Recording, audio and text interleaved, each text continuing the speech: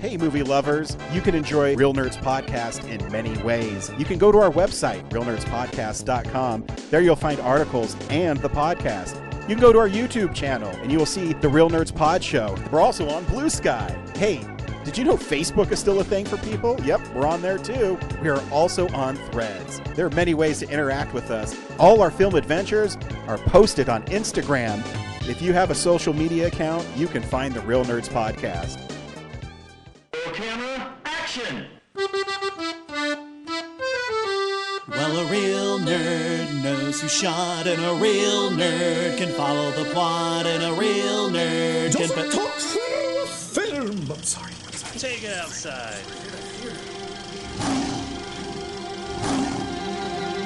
Well, a real nerd knows who shot, and a real nerd can follow the plot, and a real nerd will give it all they got. Lights, camera, action! Real nerds. Every day is a great day. I get to talk with my friend Brad about movies. Really? Yes. Welcome to Real Nerds Podcast. Unofficially, the official podcast of your movie-going experience. I am Ryan. I am joined by Brad, who I've already introduced. Howdy ho, Brad. Hey, I'm back from LA. Yeah, man, you've been on a tear. You've been crisscrossing the western United States. I'm flying high up in the sky. Where do you look for the book? I don't remember the words. Yeah. Reading Rainbow. Movie Rainbow. Yeah. Welcome back. Every week we see a new movie and we podcast our experience of the world. I'd mentioned it last week. I'm really excited. Send Help is our film of the week. Sam Raimi comes back to directing. And we're sending help reviewing this movie to you. Yeah. I will say really quickly before we get into it, all the people that helped him make this, I go, oh, fuck, I forgot how he kind of, Bill Pope started with him and Danny Elfman, and they're quietly, the cinematographer and the composer of this picture. And you go, yeah, that's why he always makes great films. He has really great people that help him. And they never promoted Danny Elfman doing the score, which is kind of interesting. I mean, it's not a traditional Danny Elfman score, I get it, but you think they'd make kind of a deal out of it. Is it? We'll talk about it later. The baffling... Yeah, they'll probably remember. So, that new Dracula movie with Christoph Waltz? Yeah. Danny Elfman score. Really? Yeah. And you would not think of it until, you saw the credits. You're like, what the... Why is he working with this whole crew at all? But, it's so, out of left field.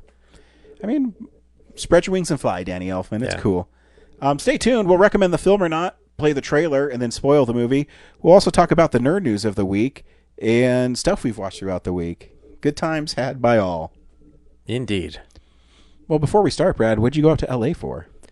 So I've been wanting to go back to the new Beverly, Quentin Tarantino's film only single screen theater. I was there years ago to watch Ninja Turtles when they had it on film, and so I was, I'm looking for excuses to use my Go Wild pass before it expires in May. So I was like, what's screening there? And they had Batman Begins as a matinee, and then in the evening a double feature of Bronson and Only God Forgives. I love Bronson. Amazing movie. Only God Forgives, meh. So was there a theme to it, or they just were showing it because it's on film? On film, yeah. That's pretty fun, though. Yeah, the January calendar, it's the eclectic mix of stuff. February, though, is all pornos. Oh, which I was like, maybe? Yeah, why not? Yeah, it's they're all 70s, that era stuff. But yeah, no, it was just a random, I know Batman Begins is probably there because, Regal had it. There's probably some, circuit that's going on, it's cheap or something. It's already out, so might as well just ship it there, too. But Bronson came out in 2008? That was Tom Hardy's kind of big breakout, which led to him getting The Dark Knight Rises, right? Yeah, working with Nolan with Inception and everything. And yeah, I think, Inception and then Rises. Because, in Bronson, he kind of has that. Yeah, he was in Jack Star Trek, kinda. he's a really scrawny guy. Yeah. He bulked up for Bronson, and the performance is a tour de force. It's amazing. So and it led yeah, to him being Venom. So also true. But yeah, I just wanted to see it in the theater again, and being in film was like a added bonus. So I was like, screw it for $16. yeah. Jump on a So plane do you and have check to it out. pay? So the Frontier thing, you pay for the seat, is how it works, or where does the $16 come from? It's like the taxes and fees. So like, Oh yeah, the I guess that pass, makes yeah, sense. the Go Wild Pass, I got it for $300. It's Mm-hmm. like $350 right now. Normally like $500. So yeah, but you can select the day of, or the day before. You can log in and check fares, and the fares will be like taxes and fees only. Mm-hmm. And a flight to LA was $16 And that day. that's you can only plan it out a day in advance. Yeah. Wow. You're allowed to do weeks in advance, but it's more expensive. There's like a penalty fee Okay. for going like that far ahead. So, but yeah, I also took the opportunity while I was out there to go check out some Back to the Future locations. So I visited Marty's house, the mall, Doc Brown's house. What else? The Burger King, where he leaves Doc Brown's garage in 85 and skates. Oh yeah. Yeah. Where Power of Love kicks in. Yeah. It's a fun opening. Yeah. Like, I've been getting a lot of things in my feed about like the errors in Back to the Future, and this isn't one that like surprised me, but like no one's brought it up, is like Marty goes to Doc Brown's garage, turns on the machine. It's like a 3-minute scene, blows it up, gets the call, and then ends the call with Doc, and he's like, "Oh shit, I'm late for school. It's only been like 5 minutes," and he's like, like, he's surprised he's late for school. Like all of a sudden, like he didn't know that before he got there. Yeah, like he should have known on the way. Like, yeah. Anyway, but yeah, it was cool to see them in real life, and yeah, the mall area is just like so dead, like most malls. And then the Marty's house, like the neighbor across the street has like a security camera. So if you walk on that side of the sidewalk, it's just like, you're trespassing, like constantly. So that's not fun. And then I also took a moment to go check out the office from The Office.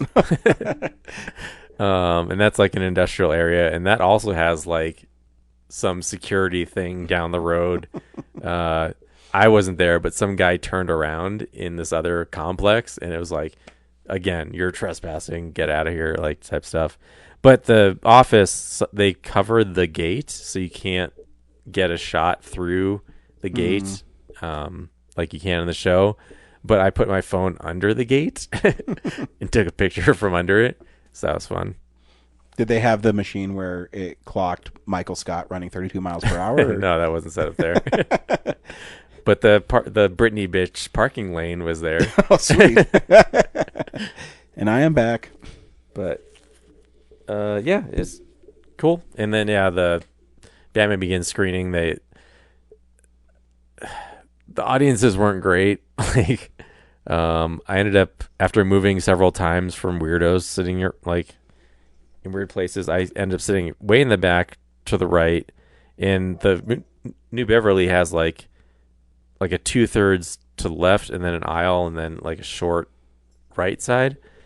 And the lobby light like bleeds into that area in the back of the right. And I was sitting there, and just like, for some reason, everyone in this 2-hour movie, like someone would get up, go to the lobby, come back, and then someone else would stand up and then go to the lobby. And for 2 straight hours, I'm not even exaggerating, like just up and down, different people, sometimes the same people. We're just like letting light into my space while I'm trying to enjoy this awesome movie. And then for Bronson and Only God Forgives, like 3 people around me were all chewing popcorn with their mouth open. So I got up and went to the back again. But yeah, but Bronson was awesome. Like, all the moments hit right. People were laughing at the right stuff. It was great. Nice. Yeah, that was LA. Very cool. And now I'm thinking, so Camp Crystal Lake Tours in March is doing a screening and a tour for like $74. So I'm like, Does Frontier fly to Connecticut? Mm-hmm. Oh, well, it's in New Jersey. Well, close enough, I guess. Yeah, I would. It's cheaper to go to JFK and then drive to an hour to Camp Crystal Lake. Very cool. But I think I might do that. You should. Yeah, that'd be fun. Another cinematic location thing. Very cool. This week on Real Nerds, we saw Send Help. Brad, do you recommend Send Help? And God help you if you don't. Yes, it's the greatest movie ever. And I'll put the knife down now. I think it's fun. I'm so conflicted about what's her name's character.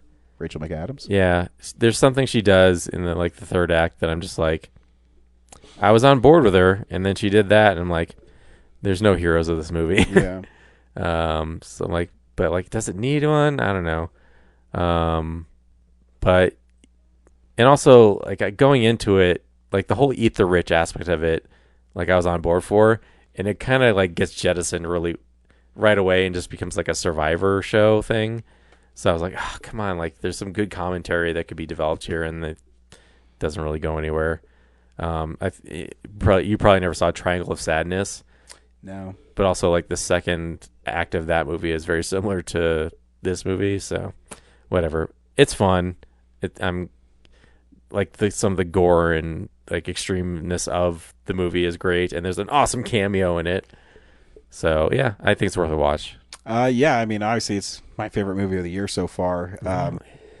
Because one, for said cameo, I remember in my theater I did and then I looked around and said, I was loud when I said that.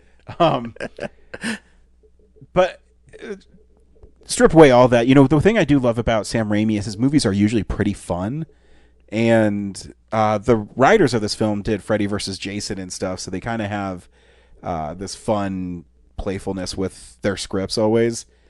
And Rachel McAdams is awesome in it. Oh yeah. I'm trying to think. She's so great in everything. I think one of her most underrated roles is Game Night. Oh yeah. She's just great. You saw that thing about Margot Robbie being like, I study her audition for The Notebook as like all her inspiration. Yeah. She's just awesome. And yeah, it has the Sam Raimi kind of dark humor and the over the top violence. And he's just, what I love about his movies is he just keeps them moving. There's really no downtime for his movies. He has a simple plan and things like that, but he just keeps pushing the envelope, and I had a lot of fun. Here's a trailer for Send Help. I'm going to be frank with you. You are smart. I know that you are great with numbers, but I just don't think you got it. As an executive, I see no value in you. Does that make sense? I'm sorry, what? We have the Bangkok merger coming up. Prove me wrong. Oh, Linda, before you go, I forgot to mention I've received a few complaints about you. Complaints? Noxious odors. Oh, God.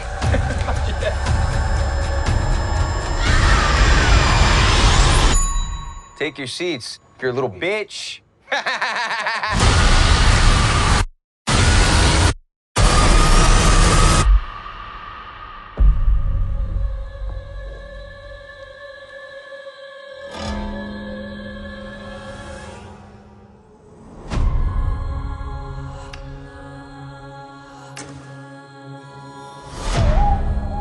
Look who's joined the land of the living. How long? You been out? Day and a half? Have you tried making a distress signal? Or a bigger fire?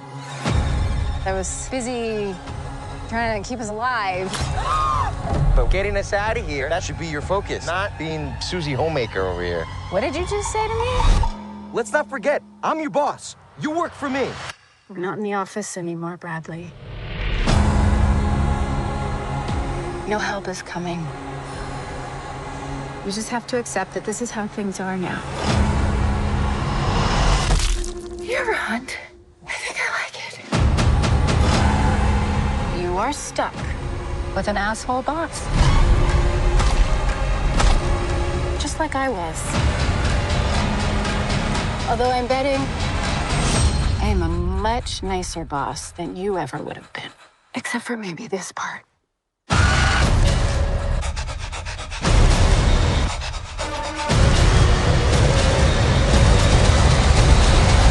I don't think we should ever leave.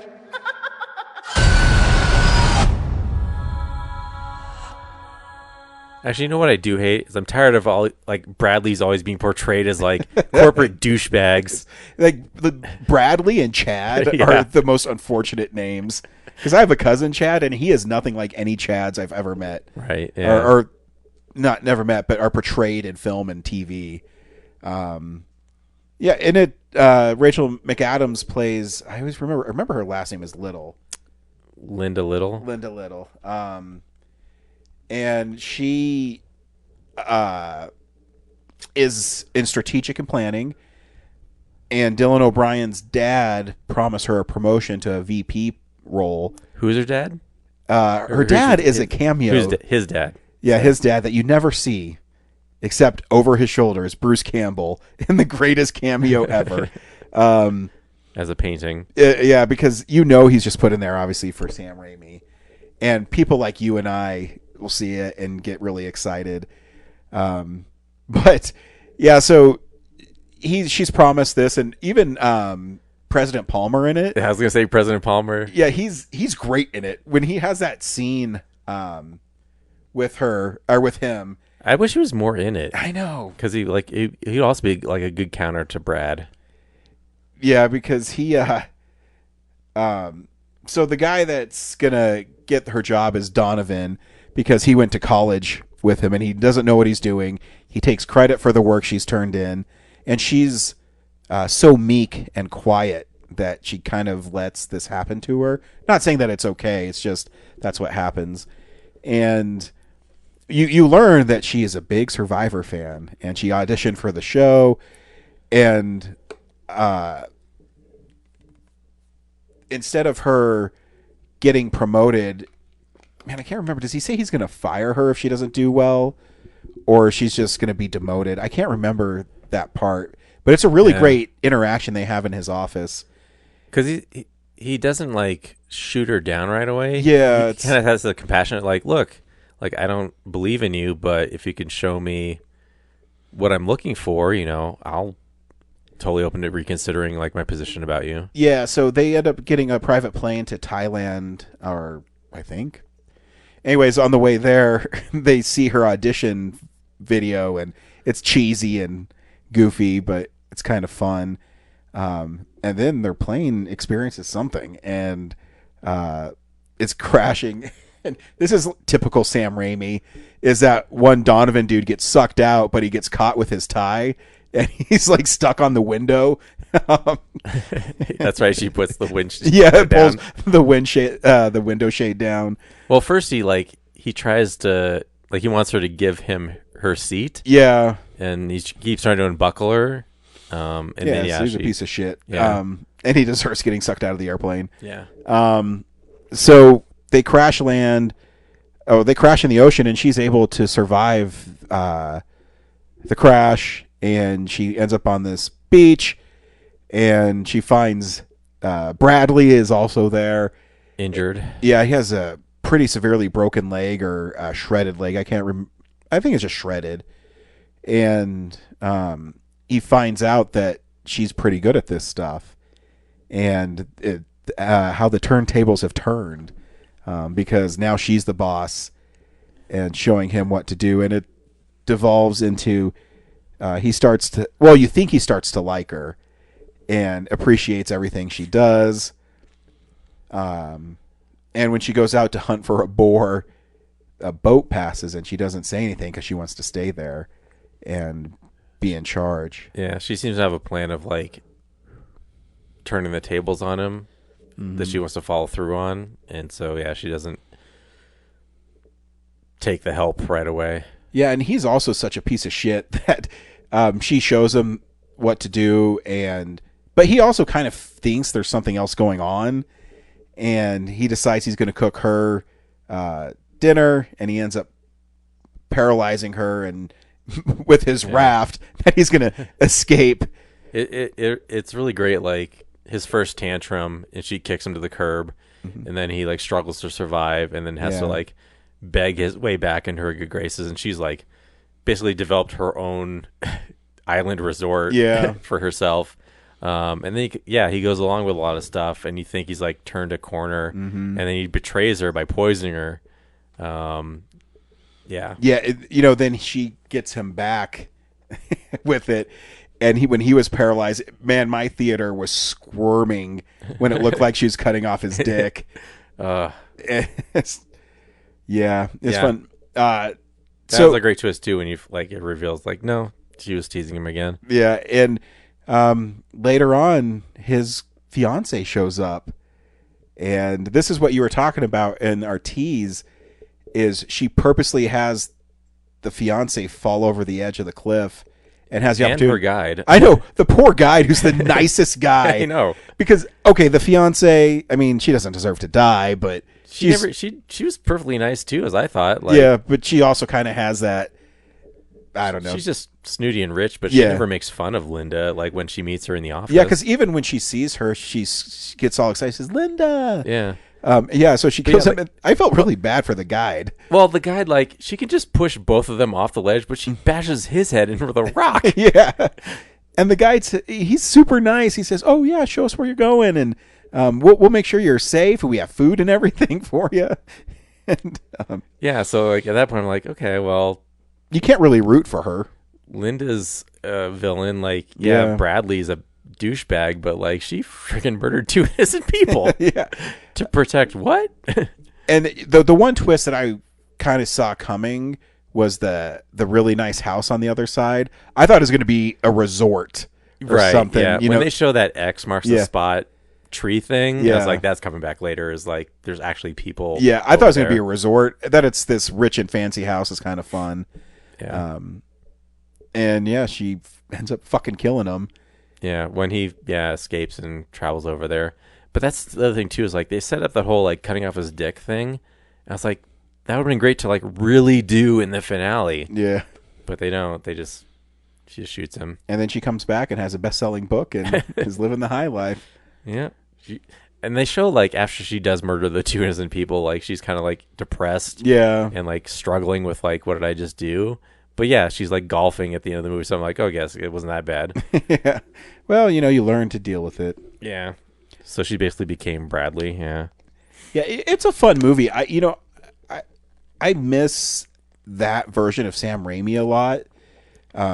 All his movies are usually pretty good. Even I know a lot of people aren't the biggest fan of Oz the Great and Powerful, but there's still moments in it that I really enjoyed.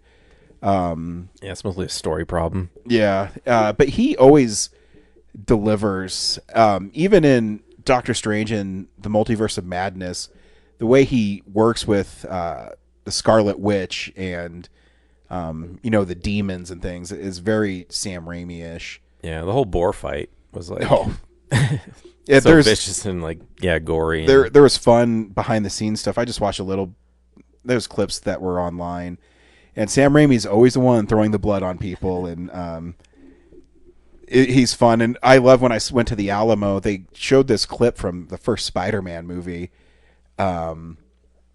where it's really funny. It's this outtake, and it's Tobey Maguire, and he says, "Oh yeah, Sam Raimi, he's a really great director." And it cuts to Sam, and he looks and he sees the camera, and then he looks at Tobey and he says, "And if I have to tell you one more time," so it's kind of this like really play on that he's a bad dude, but it's fun. So yeah, I had a lot of fun watching the movie. My theater was really packed, and so people were laughing and kind of along for the ride of the film. And it just proves, Sam can do moderately budgeted stuff. I'm guessing the budget for that's probably like $30-40 million, maybe.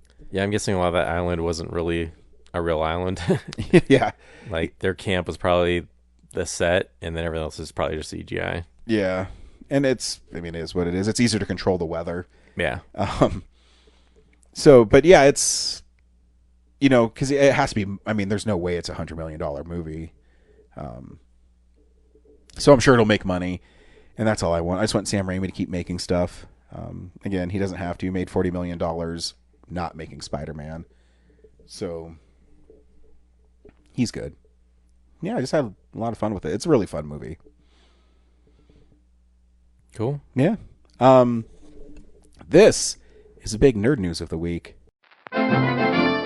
It's real news.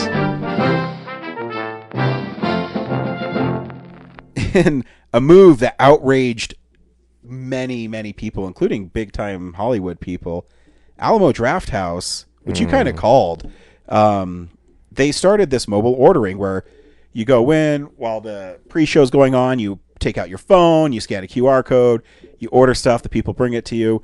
I understand it's probably for staffing.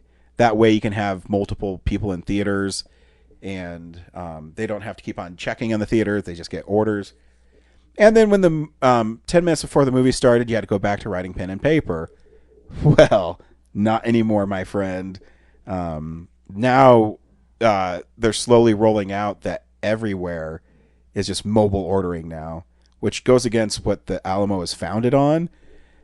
When I went and saw The Strangers Chapter 3 in 2 weeks, I was the only one in the theater, and I asked No way. I know. Well, 11:30 on a Tuesday for not that popular of a horror franchise, probably why. But his name was Alex. He's very nice. And I asked him about it, and he said, yeah, people on the staff are really struggling with it too, because it's really against what Alamo believes in. And what's going to happen is because for example, when I go with my wife, and when we had the mobile ordering, it's easy because you can say, hey, my wife would say, hey, will you get me, a Diet Coke and she loves the goat cheese pizza. I said, yeah. But now when I'm in a theater and I have to use my phone and I don't need anything, I'm going to get tapped, and she's going to say, hey, and it's not my wife's fault. It's what we have to do. So, and then the screens are going to come up, and Yeah, it's a real bummer. Thanks, Sony. Yeah, it's really it really cuts to the soul of what that in addition to that, they closed 3 of the Texas locations, which is founded in Texas. How can you close 3 Alamos in Texas? Remember, they're also going to open up a new one in Denver that I haven't heard anything about. Oh, the Glendale one? Yeah. Wasn't that 2-3 years ago? We talked about it? Yeah. Are they doing it? Or is that just from 3 years ago? No, I thought they were going to have another location, but I haven't heard. I can't imagine they go through with it with the way things are going right now. Yeah. Obviously they haven't, because it doesn't take that long to build a theater. Yeah. But what was I going to say? Yeah, does it also... I was thinking about this too. Does it seem like their programming style has changed? Oh, yeah, big time. And I was like, I want to do the research. Is it possible, they're only... their retro stuff is only Columbia and Sony stuff? I would have to look at that. That's a good question. I don't know. Because what I've noticed, though, remember when we knew Steve, each Alamo had their own programmer. So they would put movies up that you wouldn't see anywhere else. And now they're very much the same. Yeah, it seems like they don't get Miami Connections or Street Fighters anymore. No, the weirdest thing they have is they've been showing Twin Peaks episodes. Right, which makes sense with the David Lynch dying and everything. Yeah. But overall, it's either, I don't know, holiday themed stuff. Yep. It doesn't have that weird gem stuff anymore. Yeah, because now they have Weird Wednesdays, but the weird stuff they put there isn't that weird to me. And they're Terror Tuesdays, and I love horror films, but it's always The Thing or pick some mainstream horror film. I mean, I can tell you what's playing in the future. Yeah. Yeah, but you're right. It's very. It doesn't have that hidden discovery thing. It just has people like this, so Terror Tuesday and Weird Wednesday are the closest thing to that. And they do have some weird stuff. What was it? God, I saw last year. It's awful. called Nausea. It's Michael Amara Diaz and David Lynch's Bohemian Vampire Jam, Yeah. and then Twin Peaks stuff. I mean, they still have Sad Girls Cinema Club, but I mean, I don't even know what that is. But overall, like, the vibe is just different. Yeah, I Um, agree. And like I said, it might be. I'm suspicious that like a lot of those are like the rights are tied to Sony and Columbia for like a lot of those special screenings. So we'll see. But yeah, the whole mobile, like, yeah, it's just like you give an inch and people are gonna like, Yeah. as evidenced 2 weeks from now, in the movie, like, Well, yeah, that's that People one. are- I can't wait to talk about. if people it. can be rude, they're gonna be rude. Yeah, it won't matter. I mean, I'm just looking up as we're talking. Their next movie party is 13 going on 40 or 30. I don't know who released that one because it doesn't say. I'm gonna say Universal. Maybe not. Let me look at the movie poster.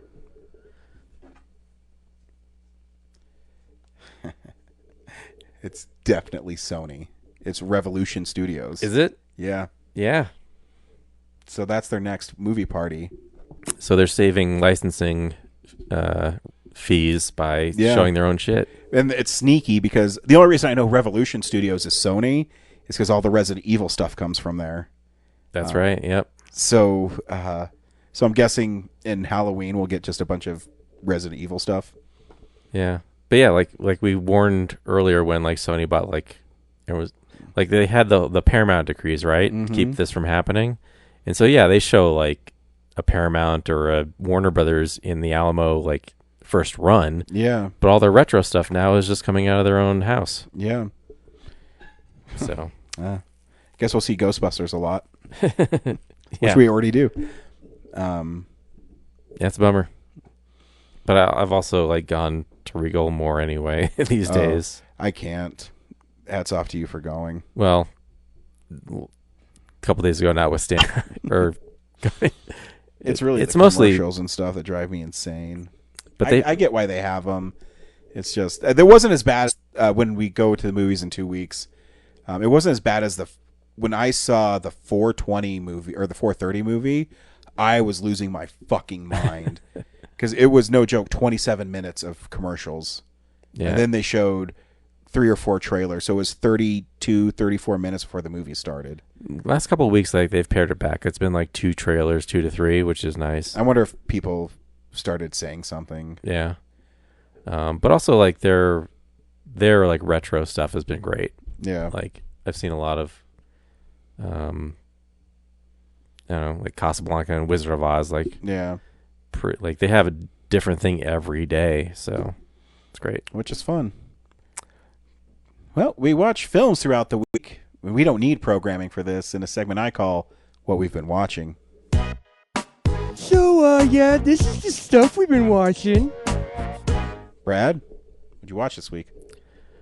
A couple things. First being the mystery movie was the new Dracula from Luc Besson. So, remind me who he's is Fifth Element guy, right? Yeah, Okay. the professional. Yeah, okay. Yeah. Yeah. Sorry, sometimes my brain doesn't work right. They made a Dracula movie. Christoph Waltz is Van Helsing in it. Oh, fun. I can see him as a Van Helsing. Yeah. I don't think I've seen a trailer for this. Really? Yeah. Oh, no, I have. It played before something. Yeah, That's it's very pretty. specific. It's pretty. I was reading that it's not very gory or anything. It's not like the opening is like there's a huge like gladiator style opening battle, which is gory. But everything after that is just like I don't know, like romancing. It just revolves around like Dracula was like really into this princess, and she, while he's fighting that huge battle, she gets tracked down and killed, and then he So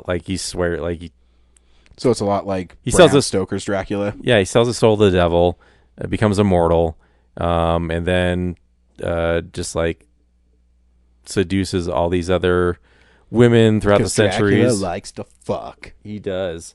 But like his plan is to like use them to lead them back to his one true beloved. So cut to present day, one of the Van Helsing captures one of those vampires that he created, and gets her to like lead him to Dracula, who's what's his name? The guy that Aaron Taylor Johnson played, whatever that character was. The real estate guy. Oh, Harkins. Yeah, Harkins.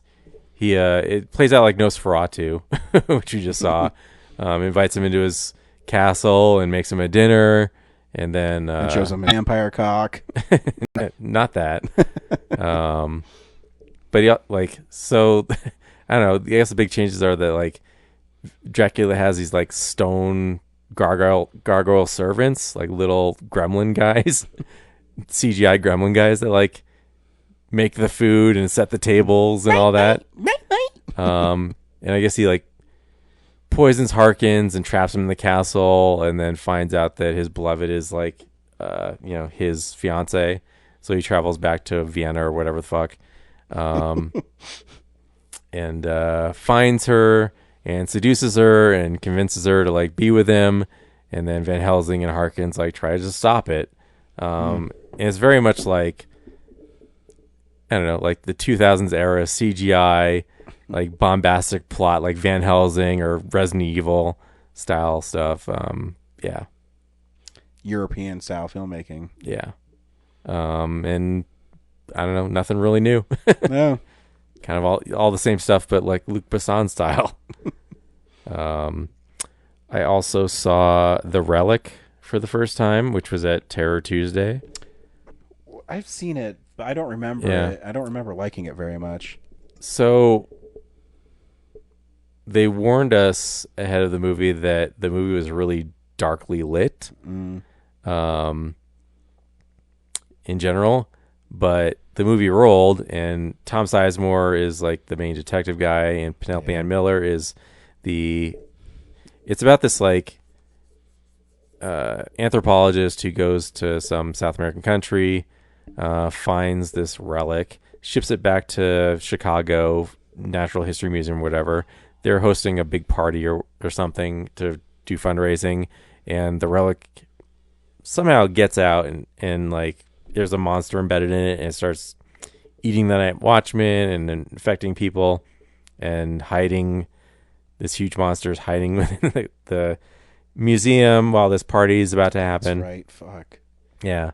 Anyway, it's hard to watch because it's so darkly lit, and at a certain point, like it's just like either bright spot or dark spot, and I'm pretty sure that the DCP file that Alamo had was corrupted, because I went home and then found it on Tubi, and it's dark, but at least like you can make out what people's faces actually are when they're not just like full on screen. So that was shocking that like Alamo proofed that and said like, yep, we're going to screen it. Cause I'm pretty sure it was a bad export. I also saw Return to Silent Hill. Oh, I didn't see that one. Yeah. It's boring. That's what I heard. I heard it's pretty boring. It has some like pretty scary sequences, but yeah, it just starts out with this like guy who's got a chip on his shoulder, starts a bar fight, gets tossed out. He's upset that someone died. I forget. I think it was his sister maybe. And he has to go back to Silent Hill. That's pretty much all the games too, is that someone died for someone at Silent Hill and they go back. It's very Japanese in its ghost story. Yeah, he wanders back into this town, which is like covered in ash or whatever, in the forest. Some other person is helping him get there along the way. Then he meets this other chick while he's in Silent Hill that is like, looks exactly like his girlfriend who died, but like, oh, she has blonde hair, so it's not her, but she has the same facial features, and he's just like, oh, it's a different girl. But no, her hair color is different, so it's not her. And yeah, they like go into the hospital and like run into stuff, and I don't know. again, it was so boring I passed out. And then the last thing I saw was the YouTube sensation Iron Lung. Oh yeah. The YouTuber Markiplier made self-financed $8 million. Didn't have to go through a studio, so he just sold it directly to like Regal and AMC. And the cool thing is like they profit share, so the theater is actually making money on just the movie, not concessions. So I think they get like 50% of the ticket sales. So an $8 million movie made like what, 30 million? Yeah, something like that. So huge win for theaters, huge win for indie filmmaking, huge win for that YouTuber. But it sucks. Yeah. It didn't get very good reviews. I was, because I did want to see it just because the story is interesting. I mean, I have no idea who he is. I don't watch YouTube for that stuff. But it's cool that he's self-financed, and I guess it's based on a video game, and they said it's very slow moving. Yeah. What I watched before I fell asleep was this dude is in like a submarine tank or something. The Iron Lung. The Iron Lung. Sure. I'm just guessing. It's not an Iron Lung. It's just the title, but it's like some submarine. He's like floating around some like red goo or something. And he's like fiddling with buttons and saying like, fuck. Fuck. It's like that Mr. Show sketch where the guy's just swearing. But yeah, he's just like checking dials and being like, this is off. What's going on? What's happening? Fuck. What? And then, yeah, like, I don't know what the readouts mean or what it has to do with the plot, but he's just like, yeah, something is going on outside the submarine, and he's confused, and the buttons are like moving around. He's like taking readings. And then I fell asleep and woke up, and in the end, he's like, the red goo is inside the submarine, and he's like screaming, and like his arm gets ripped off, and the goo sounds amazing. But I'm like, what happened in this movie? Like, it went from like just knobs to like his arm getting ripped off. Was there any other location? I don't know. Yeah.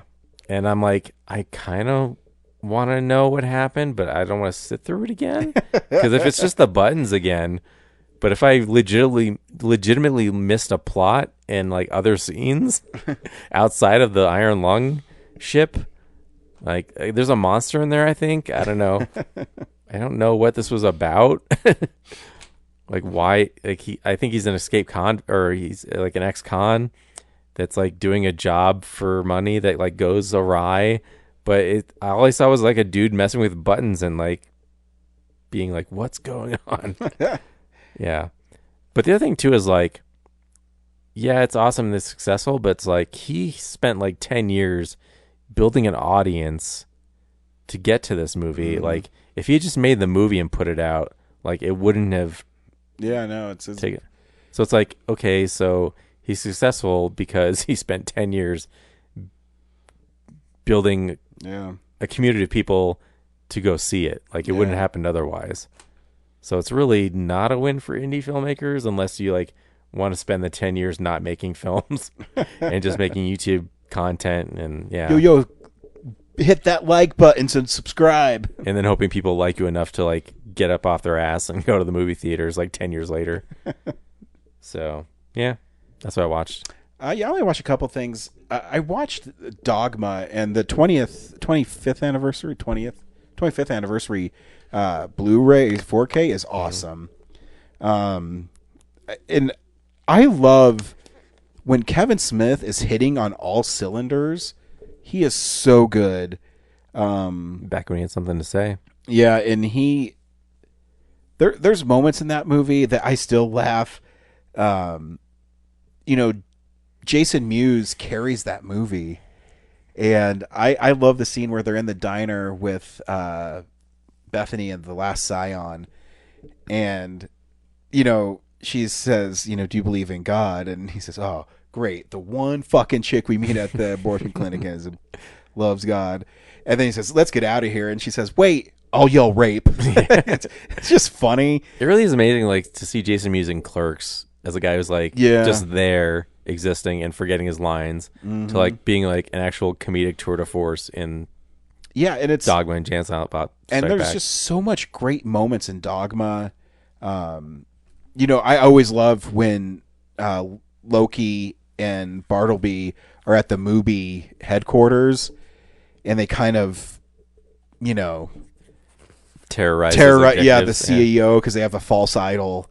And when you go back to, because Dogma was his fourth movie, I think so. yeah, because it goes Clerks, Mallrats, Carl- Chasing Amy. and then Dogma, and Yeah. he's building this universe that pays off with movies and Clerks 2 and is continuously there, and they did pop-ups of movies, and he's just he's so witty, and the making of, they have a 2-hour making of on the Blu-ray, and I've heard some of the stories before, but you can tell that he's not stoned anymore, so he's much more thoughtful and more funny, and he doesn't rely on outlandish concepts, whether it's Yoga Hosers or Tusk, which Tusk is a fine film, but Yoga Hosers is, Yoga Hosers. Yeah. But that movie's just so good, and all the people he had, and it's cool hearing the stories about, he came out of Clerks and he was a hot shot, and then Mallrats kind of knocked him back down to earth, and then when he did Chasing Amy, it brought him back up again. And what I always loved about him was his candor and his, he says how he doesn't even say Harvey Weinstein's name because of, obviously he's a piece of shit, and what he had to go through to get that movie made, because originally Bethany was going to be Joey Lauren Adams from Chasing Amy, and they said, yeah, no, you're not doing that. If you want this movie, you're not doing it. And that they made that movie is also pretty astounding. And then when you see Scott Mosier, now he started as a producer in there, but he directed the Grinch movie that made $400 million, and he's kind of his own thing now. It's cool to see. Yeah, I always felt like Scott was like the secret sauce to his. I agree. Like he's the one. Like Kevin had all his ideas, and like Scott would like narrow them into like a good because he focus. needed someone like that. Yeah. Because when you don't, and he can make any movie he wants. He's successful enough. I don't care, and I'll go see him. But even I waited so long to get the 4:30 movie because I didn't know if I wanted to spend more money on it, and I waited. No joke. I was at Barnes and Noble not even a month ago, and it was in the 50% off thing, and it was $12.99, so I paid $6 for it. And I'm not saying it's not worth anything, but it's not as sharp and like interesting. It's as not as biting, and I miss that voice so much, and Ben Affleck when he's on in Kevin Smith movies, he's so good. When he and Loki are having that argument in the parking garage, and Loki realizes that Bartleby's snapped.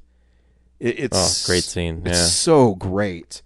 So yeah, I loved watching that movie, and because you also think like Loki is like the villain. Yeah. 'cause, but it's really Bartleby who's like yeah, twisting him behind the scenes, and when he finally unleashes, it's like, oh, Bartleby's really the he's angel of death, I guess. Yeah, it's and Jason Lee is so good in it. It's Oh, it has all that too. Like he's the villain. Yeah. But they turn the tables on him. And George Carlin. It's just a great movie. And the 4K, I love now, I've said this before, they don't digitally clean it up as much. It looks really like a film, and it's well made. I do kind of wish like they would go back and fix the shit monster. Yeah, it looks okay. It looks fine, but like it's not like so good that I would like be precious about it. Yeah, no, I agree. Like with the restoration, like yeah, go for it. Like yeah, no, I agree. But yeah, if you haven't picked up the Dogma, is it 25? I can't remember. No, it's 20th, right? No, it came out in 98, so it'd be 30 something. Fuck it, whatever. 30th, yeah. Whatever it is, whatever anniversary edition it is, it's 25th. Well, in 2 years it'd be 30. So it has to be the 25th, right? Because Chasing Amy was 98. 25 years would put it at 90. Well, 2001. I think that's right. 25 years, yeah. So yeah, so that was fun. And then there's always moments, Brad, in your life where you realize you've made a mistake. And mine is my wife had never seen The Batman. I know. And I go, man, I've watched that movie probably 5 or 6 times. And she thought the last Batman movie. I'm like, my wife, I watch movies all the time and I do a podcast. She thought the last Batman movie was The Dark Knight Rises. I said, you haven't seen The Batman? She said, which one's that? Well, it was after the pandemic, so Yeah, sure. maybe it got lost. My wife's, one of her favorite movies is Seven.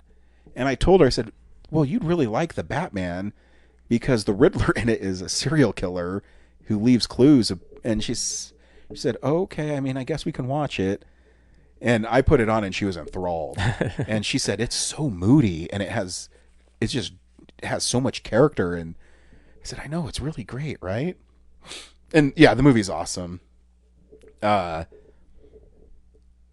I really like that movie. It is. And, I forgot it's almost 3 hours long. Yeah. But it doesn't really feel like it at all. It because there's, it moves well and it's dark. God, I'd love to see that big screen again. Yeah. And so it was really cool. And my wife really liked it. Nice. She really likes those kind of dark stuff. Her favorite Batman movie is Batman Returns. So she kind of likes that darker. Which, I don't know. In hindsight, that's really pretty cartoonish of the... I mean, I think it is too. It's not Batman and Robin, but compared to just the first Batman, yeah. It's a little sillier. So it was fun, and I was really disappointed in myself that I hadn't shown it to her before because she loves that stuff. Because she would as much as it pains me, she'd much rather watch that than Spider-Man. She'll never admit it because she's my wife. Has anyone done like a dark and brooding Spider-Man take? No. Because it wouldn't make sense. It wouldn't work. I mean, maybe that Spider Noir that's coming out with Nick Cage. Yeah. Because he's... I mean, I just read something that like Nick Cage's inspiration was like part Humphrey Bogart and part Bugs Bunny. So, well, all right. I mean, he already did an animation though. So, yeah. So, so it was really cool. My wife loved it, and I was gonna say they should do an absolute Spider-Man, like do the Batman take of Spider-Man. Fuck it, I'll do it. Do it. That's what I watched this week. I mean, Spider-Man's parents are dead too. Yeah.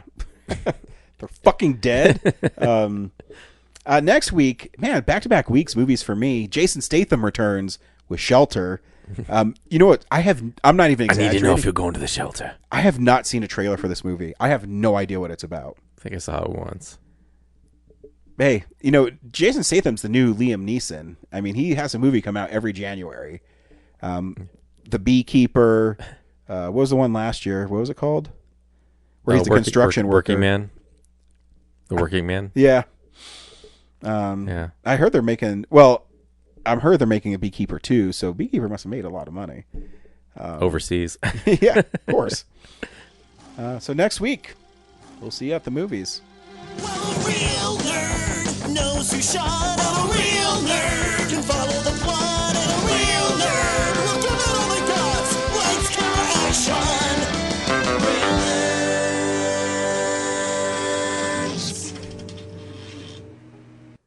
Thanks for listening to Real Nerds Podcast, a Nebulous Visions production. Stream or download episodes, read articles at realnerdspodcast.com.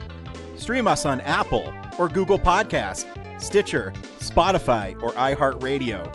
Follow us on Facebook, Real Nerds Podcast. Twitter and Instagram, @RealNerds. Watch us on YouTube, Real Nerds Podcast. Email us at realnerds@gmail.com. Call us at 720-6nerds5. Thank you to Sparks Mandrill, Mike at Plan 9 Studios, and Bolognium for all of our groovy theme songs. And that's how you fucking do it!